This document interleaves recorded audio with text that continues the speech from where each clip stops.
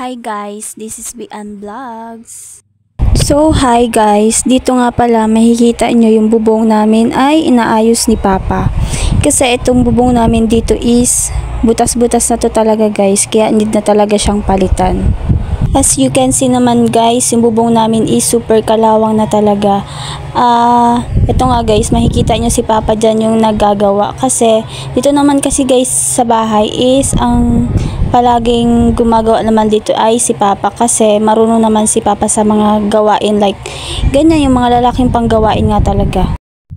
At dahil nga dyan guys, nakakatipid kami. Ang laki talaga na natitipid namin. Kasi imbes na ibayad yung gagawa dyan, yung pera dun is nasisave na para sa ibang bagay.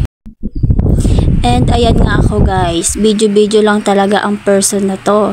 Like support lang talaga kay Papa sa ginagawa. And then guys, makikita nyo itong timba na nakasahod nga dun sa taas is yan talaga nga guys.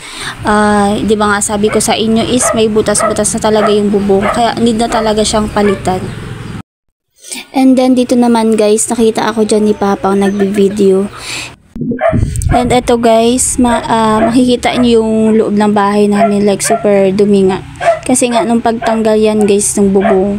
And then dito nga guys, makikita niyo yung bintana namin. Pero wag yun na yung pansinin. At least may bintana talaga kami. It's very unique guys.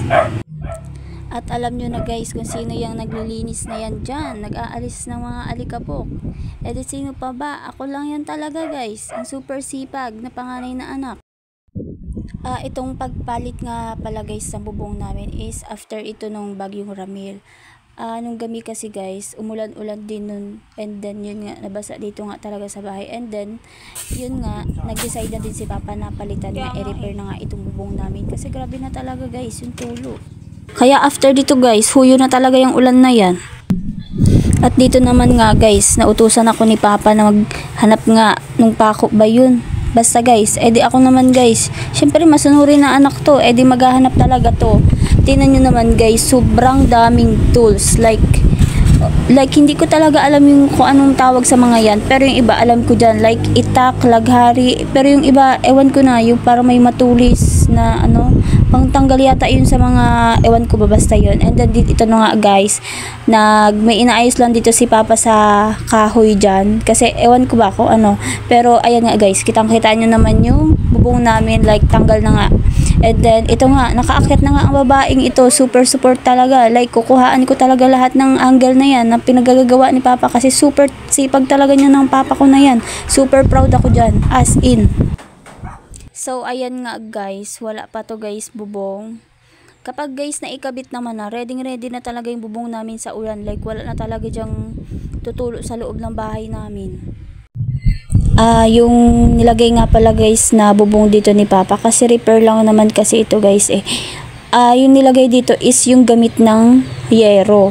And then yung yero na yun guys, yun yung mga yerong sinauna pa. Super mas matibay pa talaga guys kaysa sa mga ngayon guys na yero. As in talaga guys, kitang-kita yung pagkakaiba. So eto nga guys, 'di ba kitang-kita nyo naman guys, si Papa talaga yung gumagawa niyan. Super laking tipid lang din talaga guys kapag may marunong nga sa bahay ninyong gumawa ng mga ganyan. Kasi kesa ibayad pa yan. Pero syempre, kung may pangbayad din naman, pwede naman talagang ibayad na yan. So, yun lang guys. Thank you for watching. Sana isupport nyo po itong page ko. And sana po nag-enjoy kayo sa panonood nitong mini vlog na to. Salamat po ulit. Bye-bye!